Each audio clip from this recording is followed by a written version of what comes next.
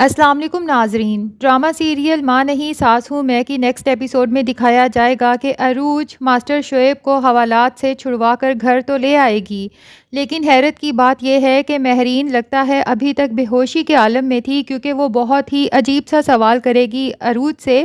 کہ کیا یہ جو سب کروا رہے ہیں یہ سلمان اور ادریس کروا رہے ہیں؟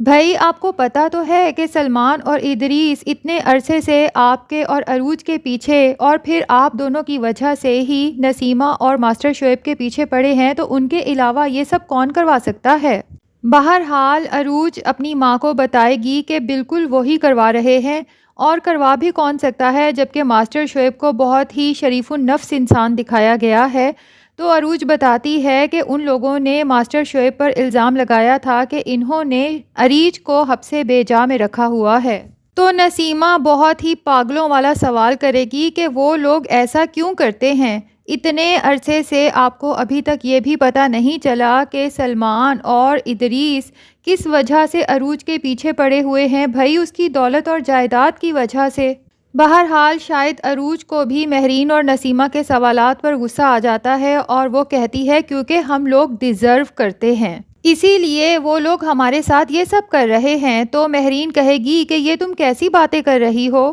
عروج پھر ان لوگوں کو سمجھائے گی کہ جب سلمان نے 2 بار ابا پہ قاتلانہ حملہ کیا تھا اور میں نے تبھی ابا سے کہا تھا کہ ہمیں پولیس میں رپورٹ کروانی چاہیے، تو ابا نے میری بات نہیں مانی اور یہی کہہ کر ٹالتے رہے کہ سلمان محض جذباتی ہے، بہت جلد وہ ٹھیک ہو جائے گا، دل کا برا نہیں ہے۔ تو اب دیکھ لیا نا کہ سلمان کس قدر گر سکتا ہے کہ آپ جیسے شریف النفس انسان پر اتنا گھناؤنا الزام لگا کے حوالات میں بند کروا دیا، اور یہ بھی نہیں سوچا کہ اس کے پیچھے جانے والی تو میں ہی ہوں،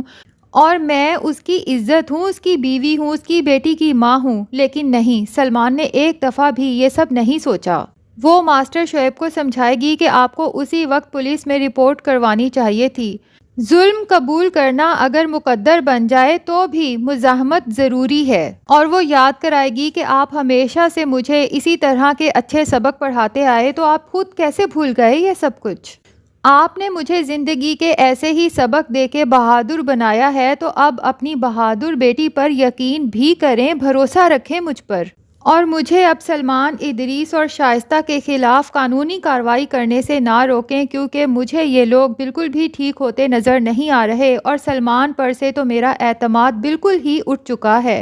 تو ماسٹر شعیب بھی اس بار ہار مان جائیں گے اور سمجھ جائیں گے کہ واقعی ہی عروج بالکل ٹھیک کہہ رہی ہے، اس کے سر پہ ہاتھ رکھ کر اسے اجازت دیں گے کہ تم جو بھی کرو گی ہم تمہارے ساتھ ہیں۔ نیکسٹ ڈے جب عروج آفس جائے گی تو اسے پتہ چلے گا کہ ناصر کی کمپنی کے 70% ٹینڈرز سلمان کے ہیں، تو وہ پھر ناصر سے بات کر کے کہے گی کہ اگر اس نے اپنے ٹینڈرز واپس لے لیے تو کمپنی تو ختم ہو جائے گی۔ آپ میری وجہ سے خسارے کا سودا کیوں کر رہے ہیں، جبکہ آپ کو پتہ بھی ہے کہ آپ کا کتنا نقصان ہو جائے گا؟ لیکن ناصر عروج کو تسلی دے گا کہ آپ کو جو بظاہر خسارہ نظر آ رہا ہے وہ دراصل خسارہ ہے نہیں، اور آپ یقین کریں کہ میں دلی طور پر بہت مطمئن ہوں، کیونکہ کم سے کم میں نے کسی کا حق نہیں مارا۔ اس کا اشارہ سلمان کی طرف ہوگا جو عروج کا حق مار کے اپنے آپ کو کچھ سمجھ رہا ہے، جبکہ جس دن عروج چاہے اس سے سب کچھ واپس لے سکتی ہے، اور پھر وہ آسمان سے زمین پر منہ کے بل گرے گا۔ اور جہاں تک ٹینڈر کی بات ہے تو کمپنی تو دراصل عروج کی ہے، اور جس دن وہ کمپنی عروج کے پاس واپس چلی گئی